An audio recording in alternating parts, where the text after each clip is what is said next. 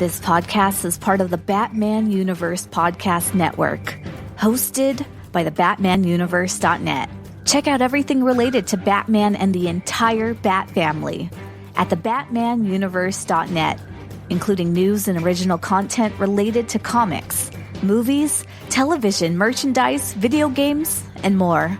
Also, check out some of the other unique podcasts that TBU has to offer. Consider supporting this podcast by becoming a patron on Patreon. Even $1 can go a long way in supporting this content that you enjoy.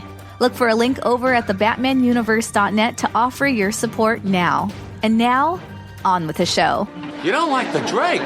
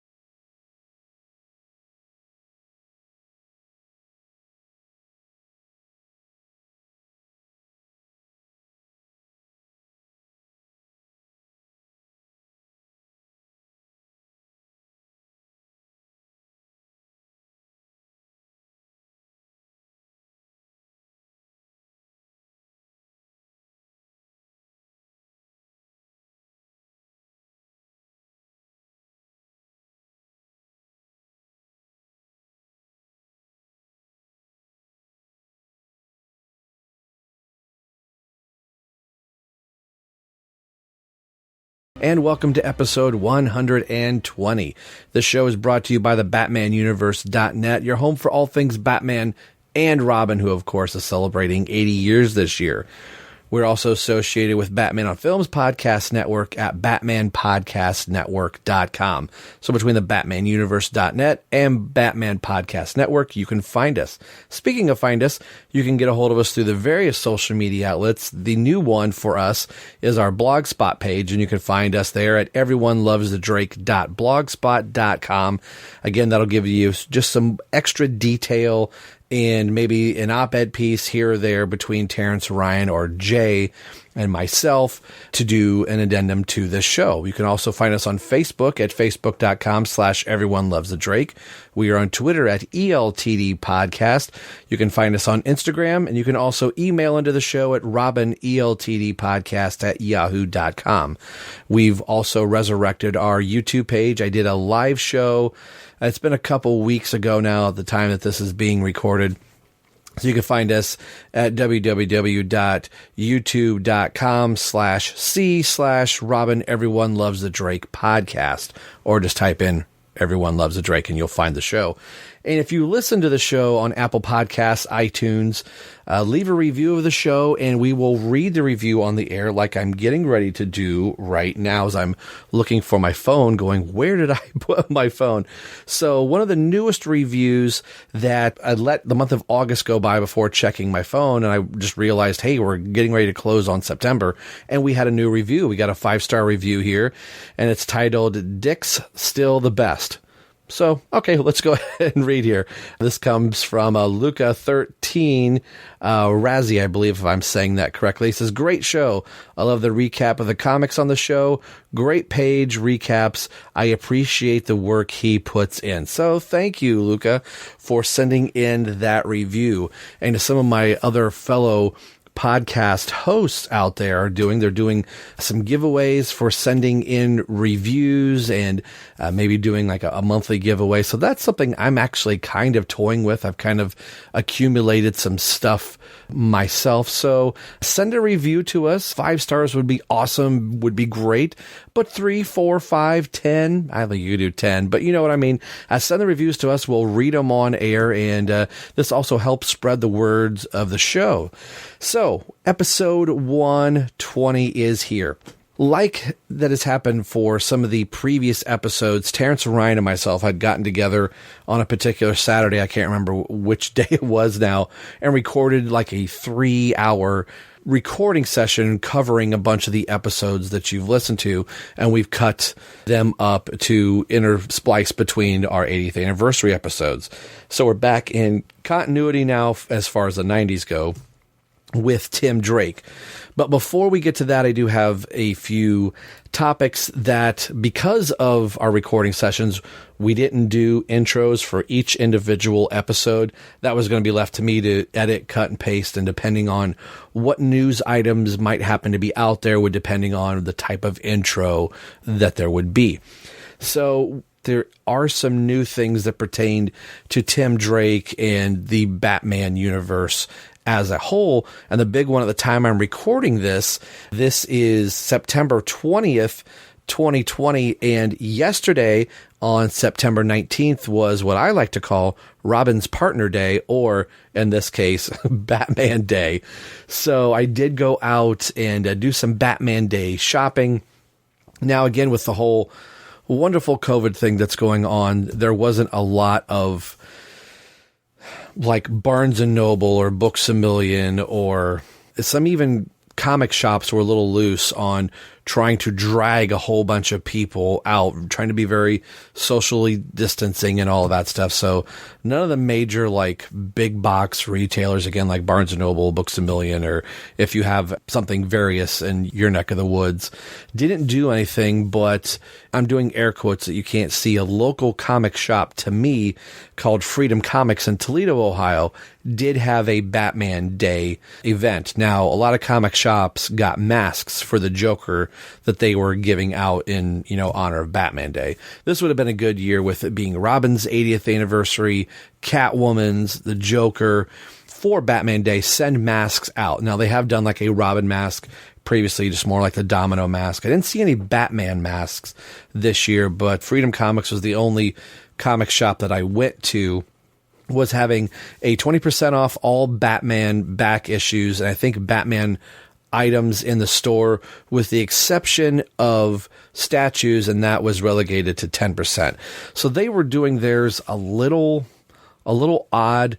Like their statues were going only if it was Batman. So I'll tell you about the statue I got, and I think by what they thought was in the package, they gave me the 10% off, but I'll get that in a second. So I went to Freedom Comics and love their store. It's fairly new. I think they might be in their first year, I believe, in existence. And it's a really great store. If you're in Ohio and you're in the Toledo area, I do recommend checking out Freedom Comics. The couple items I did get, the first one I have here is talking about a statue. And again, at the time that this is being recorded, I've posted all over all of our social media stuff. So I've put up images of everything that I've purchased from Batman Day. But if you haven't checked that, this may be a way to go check Twitter, Instagram, and our Facebook page to say, hey, here, what are the items that Rob has talked about? I don't know what they are. So the first one I picked up, and this was something I had my eye on for a while, and they can be a little expensive. This was from Kotobukiya, and they've done a lot of the New 52 statues. More importantly, for this channel, they did a New 52 Red Robin statue where he's pointing. It's actually taken from Teen Titans number 2 or number 3 for the New 52, or maybe even issue 3, if I believe, or he's pointing at Superboy, and they're right as about they're getting ready to fight. But anyway, they made a statue of that, all the primary Batman families, and they did this line this year, and I'm probably butchering the name of this, so I'm going to spell it Ikemen. So I believe it's Ikemen series. And I believe what this loosely translates into is sexy man. So there is a Batman statue, a Red Hood statue, a Nightwing statue, and a Red Robin statue. I can't remember if I said Robin too, Damian Wayne statue. Now, I did pick up the Red Robin statue, and it is Red Robin in his pre-New 52 outfit. So it's very, at least as far as the face goes, it's very Japanese anime. And so for their sexy man type thing, there's that little bit of boyish gleam, I think is the word I want to use for it.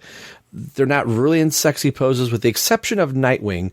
He's posed looking over his shoulder, so the actual front of a statue is looking at his butt, and I believe he's got his finger to his mouth, kind of in a cheesy beefcake type fashion. I didn't pick that statue up, but they do have alternate heads. So in series 1, a sticker that's on here, most of it is written in Japanese, but in English it says first edition, bonus parts included. So the bonus part that is included in this, all the characters are unmasked, and then series 1, you get a masked version, so you can interchange the heads on them. So you can get a normal standard portrait of them just looking normal, and then you get some type of sexy faced pose where Red Robin is winking. So I decided not to do that one. The hair actually comes off, and you can slide the face plate in and interchange the faces from the winking cute face or to the smoldering blue ice look face. There's a reference for you to go check out. And then the bonus piece is the cowled Red Robin mask. So that's the version I actually put on. The standard face is okay. It's a little bit probably too Japanese anime for me, but the rest of the costume looks exactly like the pre-New 52 Red Robin costume. The sculpting is always great from Kotobukiya. Again, go check out Instagram and our Twitter, Facebook page. I put plenty of pictures up there of how you interchange the face plates and remove the hair and all that stuff, so you could see the different various looks of this. So it was a really good piece. Now, this was 10% off, and I'm not saying this as a bragging way if somebody's like, oh, I wonder how much this piece is. At the local shop I went to, it was $89.99, so about $90. So after taxes, taking the 10% off, it was roughly, resting back at it basically took the tax off. They weren't initially going to give the 10%. They said, well, it's Batman Day. It's for, Batman. And I was thinking, well, this is huge. You've got Harley Quinn, you've got Nightwing, you've got Batman. So I don't know if they were not wanting to lose a lot of money on the sale, but they saw the Red Robin cowl in there. And they said, oh, well, there is a Batman piece in there. And initially when I looked at it, I had forgotten about the cowled version of it. And I thought, oh, well, maybe that's the alternate Batman head for the Batman statue since he comes unmasked. And as I got to thinking about it after I checked out, I walked to the car and I was like, wait a minute, this is series 1. This is just the Red Robin cowled alternate headpiece. So because that it primarily looks like Batman minus the ears, they looked in it really quick and said, well, there is a Batman piece, so we'll give you the 10% off. So it wasn't like I was trying to get away with anything. I was like, oh, is there an additional Batman piece in here that I'm not seeing, like behind the sticker? So again, it wasn't like I got this 50% off and like, well, I probably should have said something. I figured with 10%, if they say there's a Batman piece in here, I wasn't going to argue about that. I had also picked up a couple comics, nothing big of noteworthy other than they were a little bit older and having the 20% off.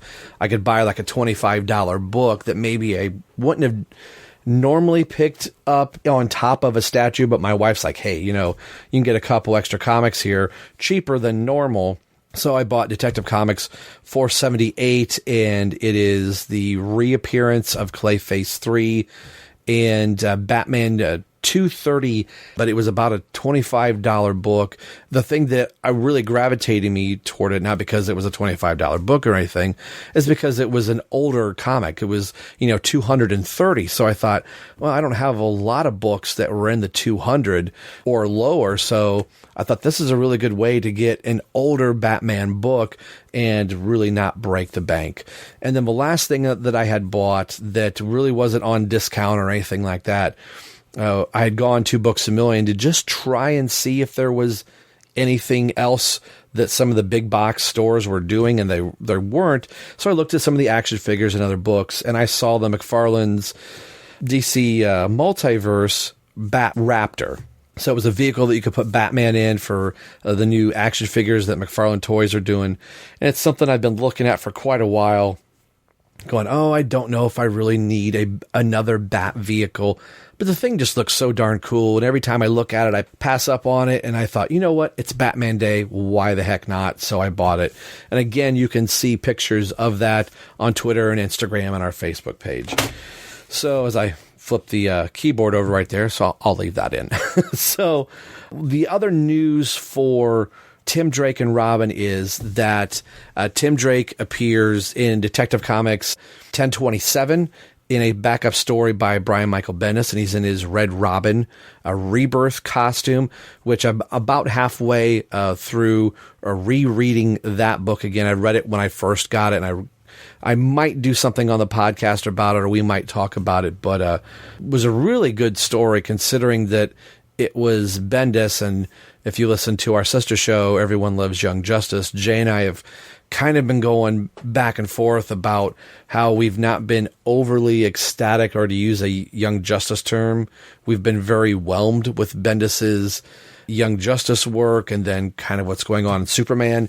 And I really dug Bendis's take on the Detective Comics, celebratory issue. And then also in Batman number 99 in Joker War, we see Tim Drake, and he's in his, let me get this right, he's in his Young Justice Rebirth costume, essentially. I don't know if it's Rebirth anymore, but he's in his Young Justice Robin costume, and they refer to him as Red Robin in that book.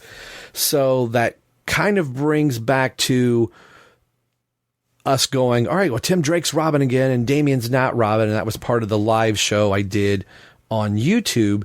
This kind of underlines, at least for me, that they put Tim back as Red Robin. So he is no longer the Drake. Thank God that's done. I'm fine with him being Red Robin. I would almost rather them just call him Robin, but if there's some way they're going to bring Damian back, then we don't have to start doing more shifts. Tim can just stay Red Robin. And having this new Kotobukiya statue in the pre-continuity or the pre-New 52 look of Red Robin, I'd be just fine with him going back to that costume. I would even like to see Tim be in the 1 year later Red Robin costume, Red, pause, Robin costume, and call him Red Robin and let him be a Red Robin. I don't know why somebody just didn't do that for the costume, but I do really like, and I'm one of the few that like the Double R Rebirth costume, but I think I even like the Young Justice Robin costume even more. So I think we're all splitting hairs here of how Tim should be, Tim should look, and all that stuff. To me, I think his best footing and his best fit is Robin. When you say Tim Drake, the first thing I don't think of Red Robin. I think of him as being Robin. I sure as heck don't think of Drake. Maybe I'll think of the Savior. I definitely think of Savior first before I think of Drake. But all the stuff that's on my walls and this whole podcast is based around Tim Drake being Robin. I think that is the best fit for Tim. And you can go to the live show on YouTube, and I expound for about an hour on that and interacting with some of you on that show. So I won't belabor that. You can go check that out on YouTube.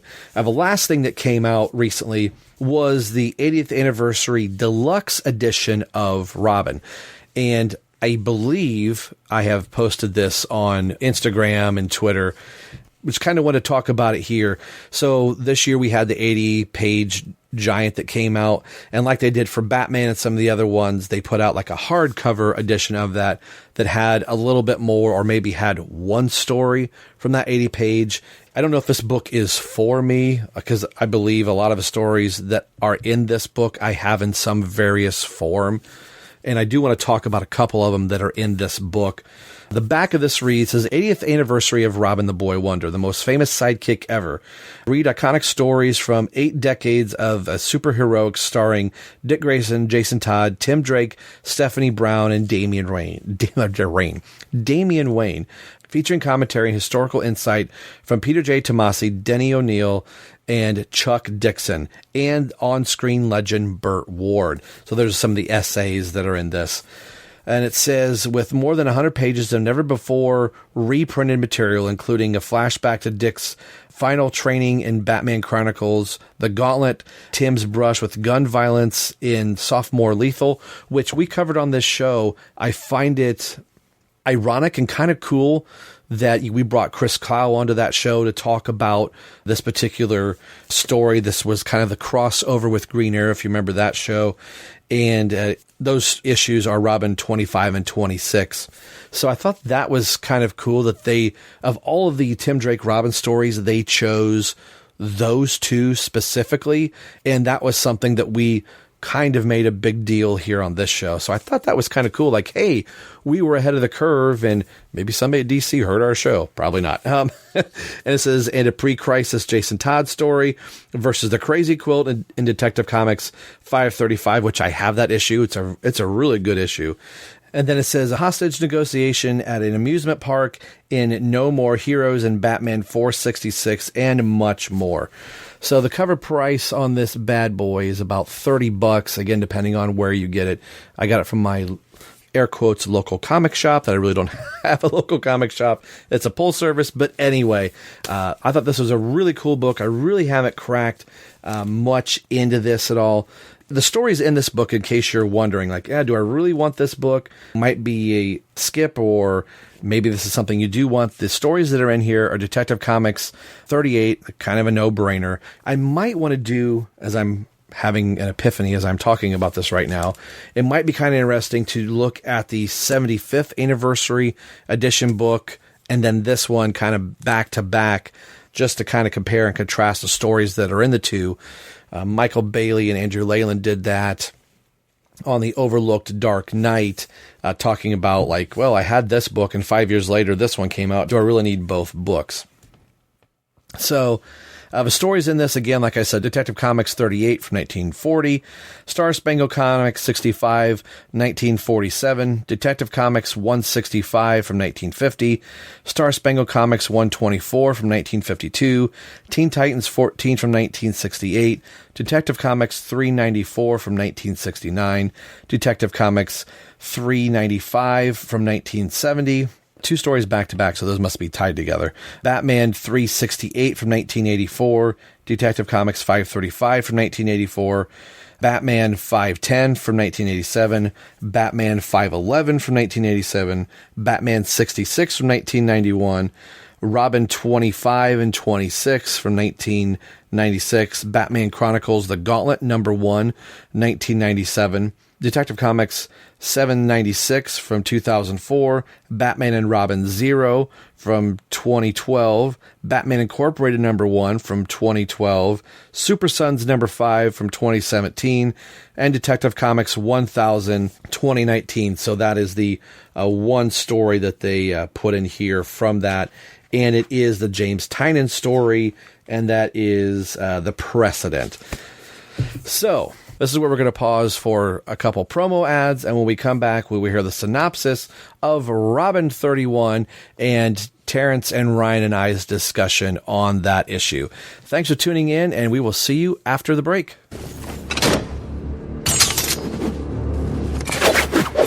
Did you leave the car running, Andy?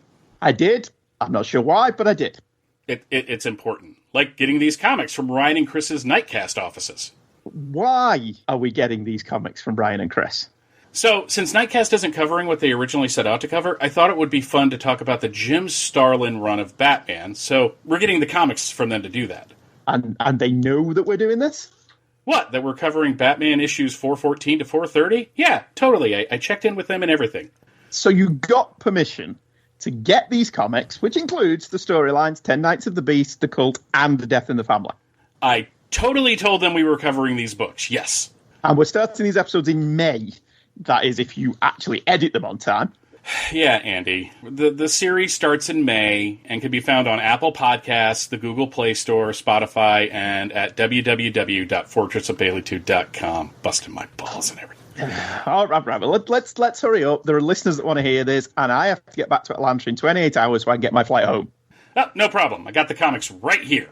What's going on here? Andy? Mike? What are you doing here? Why do you have our comics? Say, Mike? Yes, Andy? We didn't get permission to take these comics, did we? No, Andy. And when you told me to get the box out of the car, you were really picking the lock to get in here? Yes, Andy. So what do we do now? Well, we could try to talk our way out of this, but when I tell you to run, run!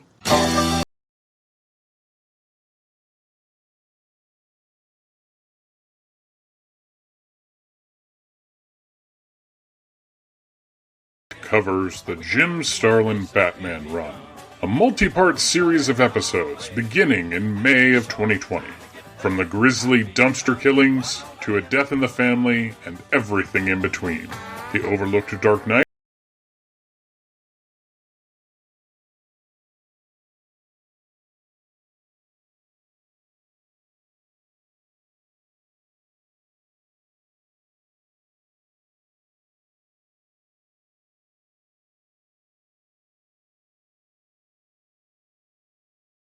Ass and molasses!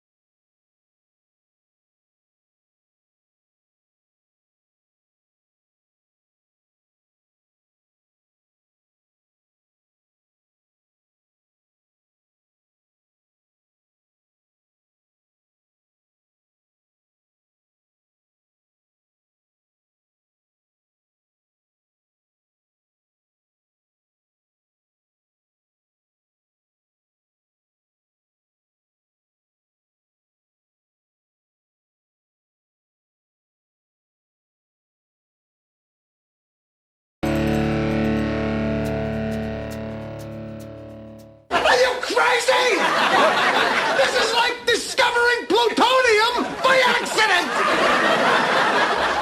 All right, now the credits for Robin 31. This comes to us by the way of Mike's Amazing World, mike'samazingworld.com, a great resource for all of your comic info needs.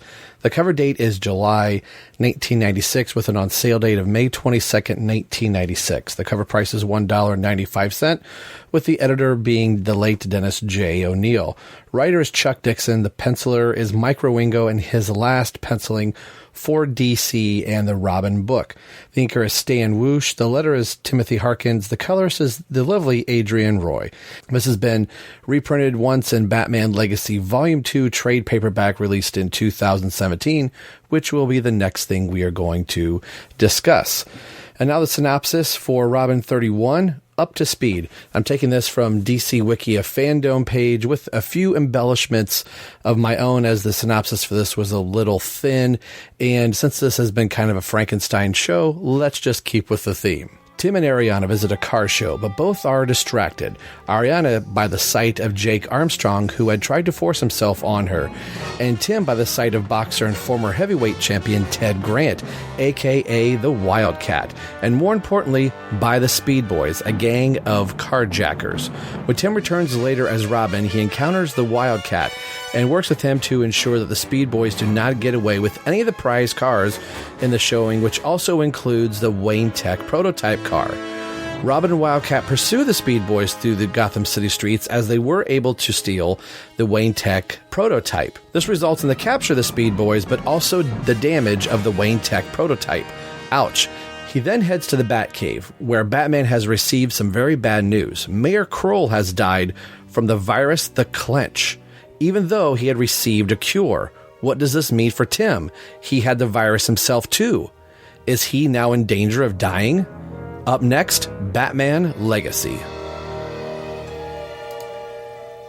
Well, I guess a good segue. Let's go to Robin 31, and this will properly get us to a Legacy. And this is another one of those little, you could read this as a one-off issue. I believe this one is also in the Contagion story, I believe, if I remember right, the trade paperback. I'd have to go back through and pull it out. I'll go look real fast. Because I can't remember if it's just the two Maxi Zeus ones and this one. But I might be wrong on that. I know both Maxi Zeus's are, but something tells me that this is in here as well. This is a really cool, I don't know if I would say cool cover, but there's a lot going on in this cover. So as minimalist as Detective Comics 699 was, there's a lot going on with the truck coming off the top of the freeway, one of the thugs shooting out, which is the Speed Boys. If you go clear back, talk about Dixon pulling things together. This goes back to issue 1 and issue 2 of the Robin series. We've got the Speed Boys again. You've got Wildcat rather, on the hood of the car, and Robin. So there's a lot going on in this cover, but I think it's done really well. A Micro Wingo cover, and the last Micro Wingo cover for this series. So what do you guys think of this cover? And we'll wait to hear if I am totally wrong about this as Ryan pulls out Contagion. Let's start with Terence. I would call this a classic Ringo cover, and it's sad that this is his last issue, and unfortunately, as I think we've mentioned several times, he's passed away. So, unfortunately, we don't get any more of his great art. But I really like this cover, and I would even, because there's so much going on, I would even give it a poster worthy. I would hang this, and that's probably because I also really like the character Wildcat. And I just think there's a lot of cool motion going on, and it's very dynamic in this. So I would give it a poster worthy. Ryan, Me too. How wrong am I? No, you're actually not actually. You're usually right. You're right. Yeah, it is in the new Legacy trade. When me and Terence were talking, I've got the two volume new editions of Legacy, but I've also got the original Legacy, and it has some little preamble stuff, some prologue stuff where it just skims over some of these issues just to get you up to speed with the status quo, and then it has the actual Legacy issues.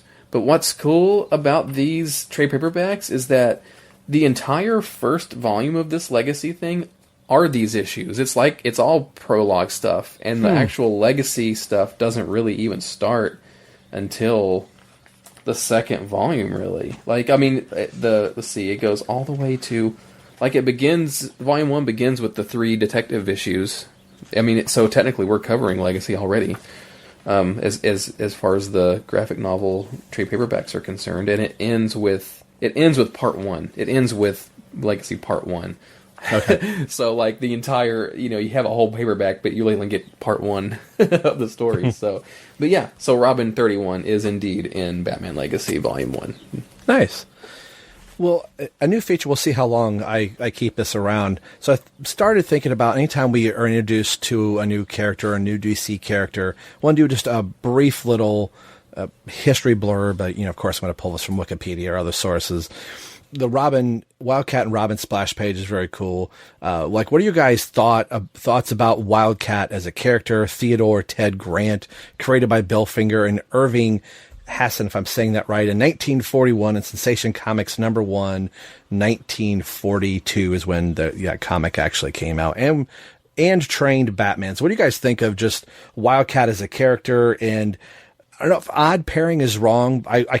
You can always see Batman and Wildcat teaming up together, but putting Wildcat and Robin together is kind of cool and something that I wasn't expecting. If you would have given me all the characters in the DC universe to pair Robin with, I don't know if I'd have picked Wildcat if I had 100 tries. Terrence. So the whole idea of Wildcat training Batman or training Bruce Wayne, was that originally done in the animated series, or did that come from the comics? I can't remember. I feel like it was on the animated series, but maybe it wasn't. I don't know. If it was, maybe it was in one of the Justice League Unlimited series. That's what I thought. Was it referred to more in that?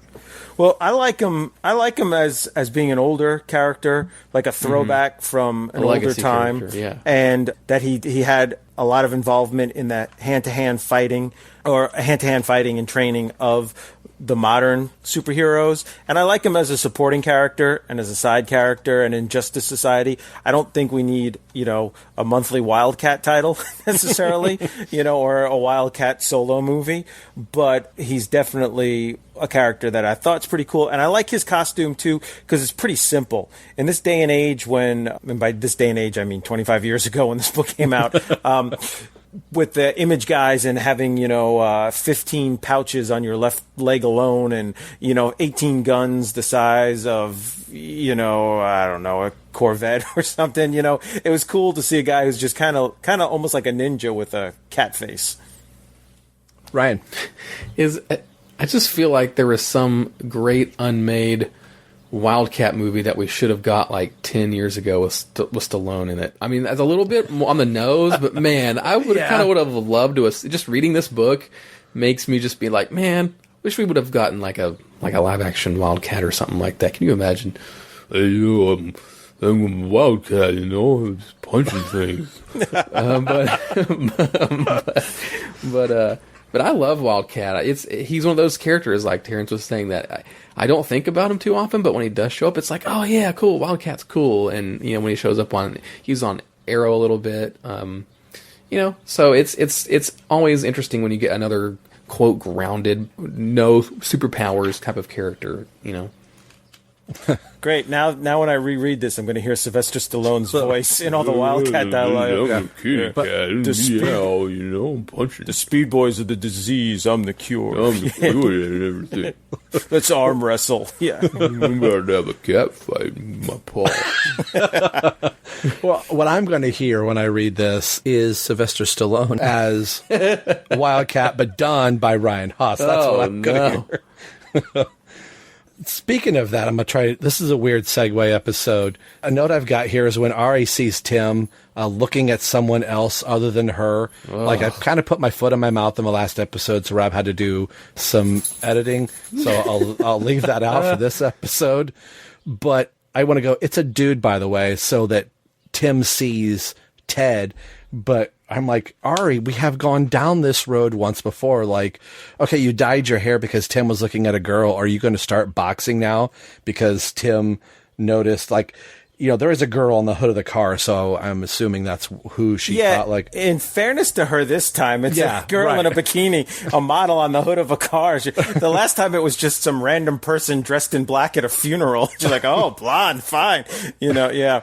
I just wanted to, you didn't ever mention it. At the car show, Ariana, or Ari, I always say her name wrong, sees the attacker. I forget his name, the guy who tried to go too far with her on the date. What was his name? Yeah. I don't even think they say his name there. They show a little sidekick, and she wants to leave. Kurtz. And the reason why I bring that up is because that'll come out in issue 40. So we're in 31. So issue 40 has a cover with Ari like clutching her stomach on the ground and Tim looking above her. And then as Robin, all in red, clenching his fist, yelling, and it says, after the pain, rage. And so that stuff is still, 9-10 months away in real time playing out in Dixon's mind. So it's pretty awesome. Yeah. The day is going to come when Dixon's not on the book, and I think Terence and I kind of experienced that in the J.L. May episode with Bill Willingham writing the books. It was one thing to jump, just a couple issues here or there in the Robin book, but to jump like 50, 60 some issues ahead, and you can kind of tell like, well, it's Tim Drake, but it's a little different. So, we've got a long ways to go before we get to that part. And by different, you mean bad. Bad, yeah. It was fun to be part of the crossover, but man, those were 3 rough issues. But so I thought that was cool that we're introduced to Ted early on, and he has like a very much like Hugh Hefner look on page 6 in his like red jacket, and he's got the like the gray almost sideburns off to the side. And I love the flashbacks when they do things like that. You kind of see it done in the animated series where they do that monochrome colors to show you like, hey, this is something in the past. But I remember looking at the car on this and going, okay, it reminds me of something. I'm thinking, oh, it's probably the Redbird. But seeing the group of guys up on the top of page 7, why am I remembering this car? And then going, oh, it's the Speed Boys. Oh, the Speed Boys return. That's from 1993, and this book is 1996. So not only is Dixon pulling from the last 2 or 3 months in a previous issues in Detective Comics, he's going back a few years to bring the Speed Boys back in. So there was a part of me that was really hoping, like, oh, wouldn't it be great if we had Shotgun Smith in this issue as well? But, sadly that's not. So it's almost like the same question of like, oh, what do you guys think about Dixon bringing back characters? Like, for him to bring back the Speed Boys and have that be who Robin and Wildcat are going after in this, just kind of really made me grin ear to ear, and it made me kind of time travel back in the podcast and look how far we have come, even though it's like, this is issue 31, Rob, and we've been doing this podcast for 5 years and we're only on issue 31, but man, we've covered a lot of ground, and here we are kind of going like, hey, you remember us from 1993? So what did you guys think of Dixon throwing the Speed Boys back into this, Terrence? Justice system in Gotham City really is a revolving door. It is.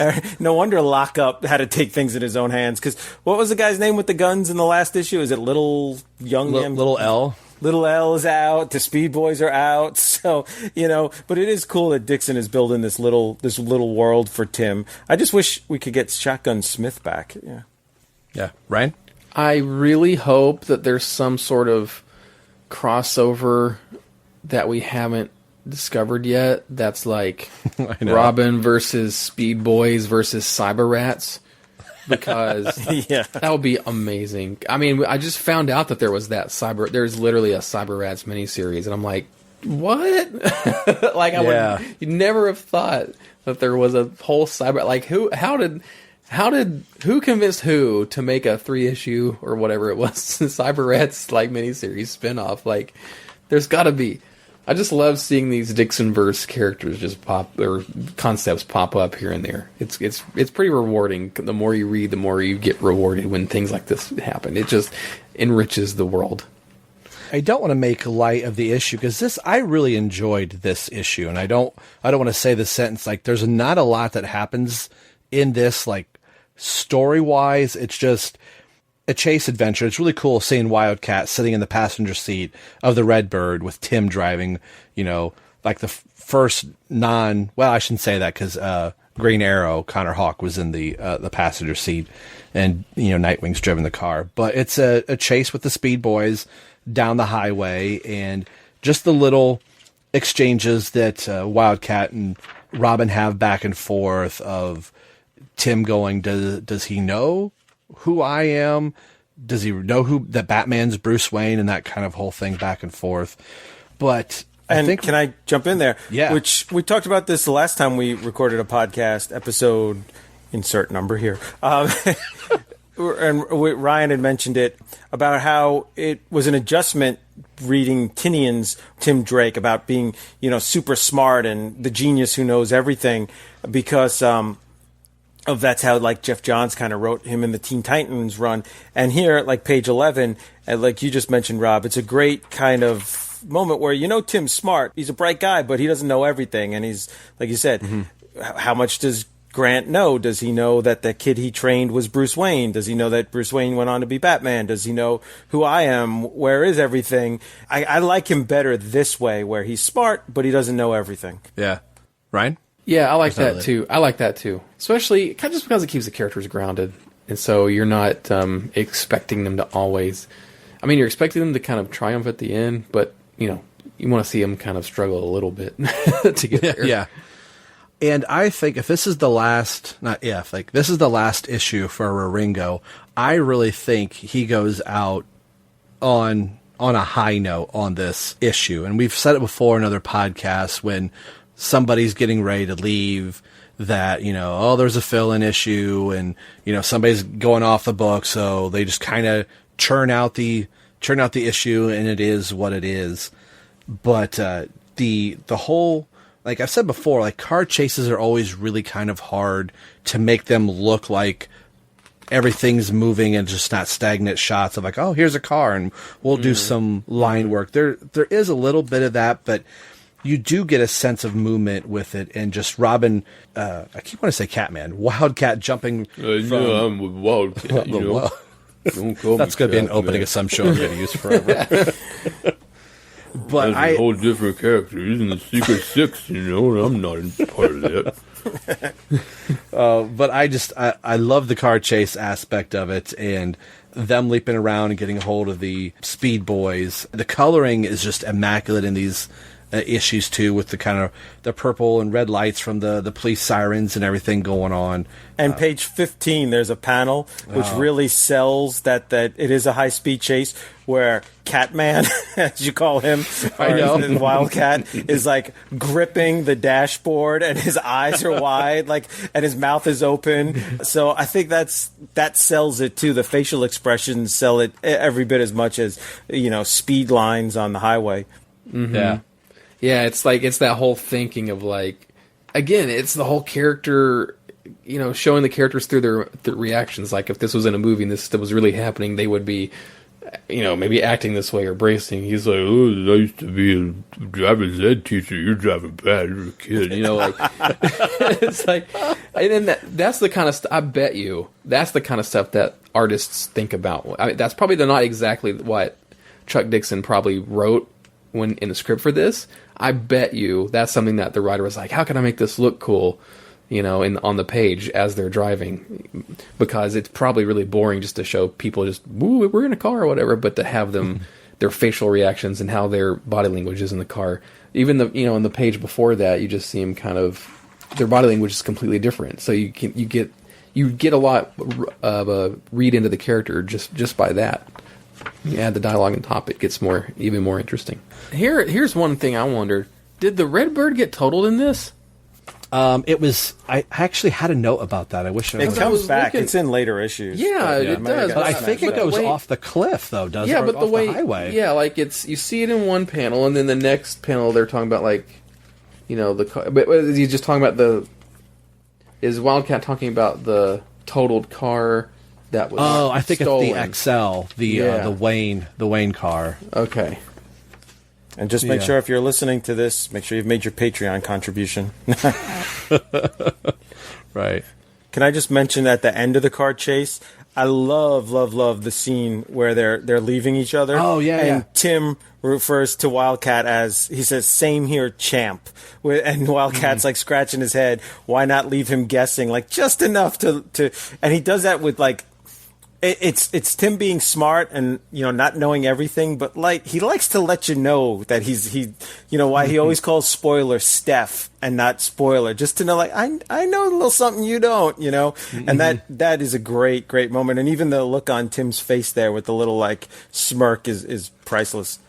And it's written not in the Jeff Johns, I don't mean this in a bad way either, but it's not written as that arrogant, later champ. You can hear how Tim is actually saying those lines in a really playful way, and it's coming across.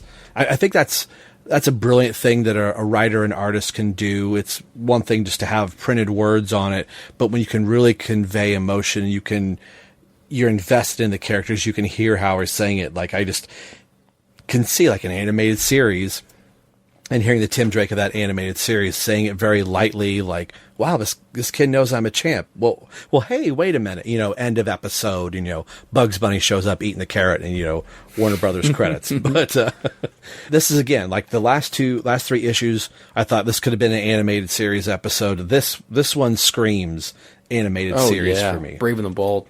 Yeah. Oh, totally. This would definitely work as a Brave. I mean, when you said Wildcat, I remember getting there's a few issues of the original Brave and the Bold comic series that's Batman and Wildcat. Mm-hmm. Yeah, and that's where you see those kinds of stories. It's Batman and somebody you probably wouldn't expect. Yeah, that's your window to get characters like that paired with Batman or Batman type characters. And then this ends with the revelation that just because you've had the virus doesn't mean you're cured. So guess what, folks? Tim's not out of the woods quite yet, but as we found out in our JL May episode, Tim's okay. So spoilers if you've heard the JL May episode already. This continues in Batman 533 and the proper official start of Batman not Contagion. I'm getting confused. Batman Legacy. So something we've been talking about for a while is finally going to come the next time the three of us get on the mic together. And I've said before, I might just want to take the passenger seat and let Ryan take us down, make him do some homework for this, so I could just sit back and go, yes, I like that too. But one of the last things I have here for this is this issue marks the last DC comic issue by Mike Rowingo. He would move to Marvel Comics in '96 for Avengers 400, and he would return to DC Comics in 2001 for amongst some other artists for Superman Volume 2 165. I'm not sure what that issue was, but it was kind of like a celebratory issue, or he's just part of one, and then would pass away 6 years later on August 12th, 2007. Terence, you had brought this up the last time, that he was I always say that word wrong, of the dissension of the aortic valve in his home in Durham, North Carolina, at the age of 44. Really kind of sad to lose him. And I think maybe we said it on the last episode. Did you guys realize that? I mean, I hear both of you guys mention Durham, all the time. Were you aware that he was a native, not only of your state, but really close to? No, I mean, I live in Durham, and that's crazy. Yeah, like I had never really realized that. Is there a sign out front, like this is the home of, Mike Rowingo? Or I wonder if there's any like landmarks in Durham or anything like that would. I don't know. That's a good question. That's a good question. Maybe that's something, Terence, you might bring up to some of the Ultimate Comics people next time you go in. Yeah, I don't know. And I was looking somewhere. He wasn't born here. I think he was born in another country. Maybe you can insert that, Rob. I don't have that up. So I don't know what kind of brought him over here. I know the big comic store around Ultimate Comics has 3 locations, and they do a big thing for Free Comic Book Day. And they have the same kind of group of maybe 5 or 6 or 7 local comic book artist guys. Probably the most famous one is Richard Case, and who else? I'm blanking on his name now, but shoot, I'll have to look it up. And they're kind of there every signing and every Free Comic Book Day. So so maybe on a Free Comic Book Day or something like that, I could talk to one of the artists, and maybe he was friendly with some of the other people who lived in the area. But I think he did, and I'm trying to look it up. He did Amalgam Comics issue for this Robin Spider-Man amalgamation, Spider-Boy. Didn't he do the art on that one? I think so. I wanted to say that, but I actually have it in my notes here, and I've got a question mark by it, and I couldn't fact check it soon enough. Oh, we should look him up. Yeah. Twitter will fact check me. Spider-Boy. Yeah. Oh man, and I cannot get this stuff fast enough. This show is the most sprawling, weird episode ever. Yes, he did Spider-Boy #1. So I'm not sure if this came out on that guest issue. Remember there was a guest artist a couple issues back? Yeah. So I don't know if it came out then or came out a little bit after. So he did do that. So maybe on an April Fool's Day show or something, we should review that issue. There you go.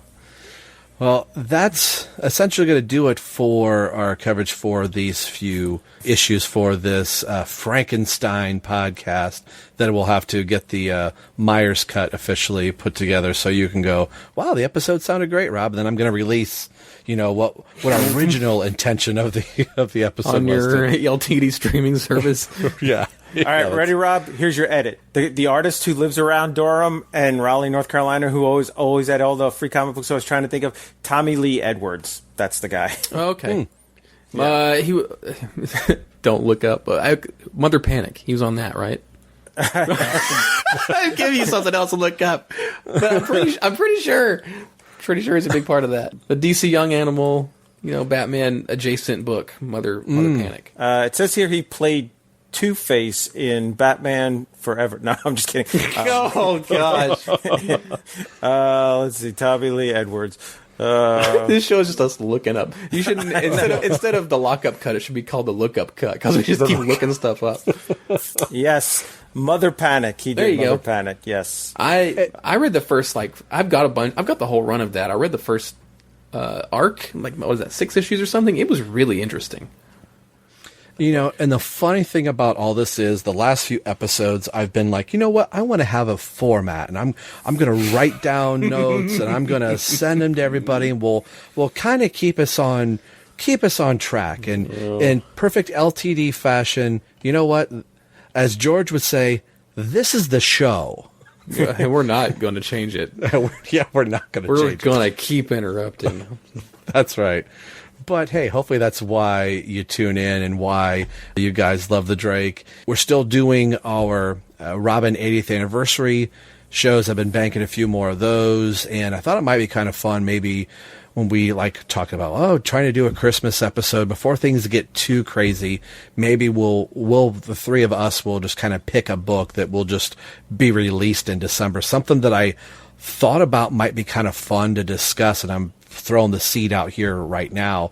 We've kind of already quasi-read the story already on the podcast, but Robin Year One, written by Chuck Dixon, that we talked about, I forget, it was the... Oh, yes. The Zero... Was it the Zero? No. It was in Prodigal, right? Prodigal, yes. Yes, where they talk about that was the seed that was planted in that caused Dixon to go, you know what, I could write something about that. So I thought that might be kind of fun. Where they talk about Robin's early interaction with Two-Face, and we're like, is that a real book? And you're like, no. And then later we were like, actually, it wasn't, but then Dixon turned it into a real story in Robin Year One, right? Yeah. And I've had that for a while, and I don't know if I've ever read it all the way through, so I've been kind of looking for an excuse to do something like that. So I'm planting the seed out here live on the mic, whether this goes into the show or not. And in December, here's an episode of Everyone Loves the Drake, and it's us talking about Robin Year One. So just a thought out there. But this is where we're going to end this episode. Thanks for tuning in and to the BatmanUniverse.net. But more importantly, listen to the three of us tell you why everyone loves a Drake. We'll see you guys on an upcoming episode. Stay tuned and stay safe out there. Take care. Bye.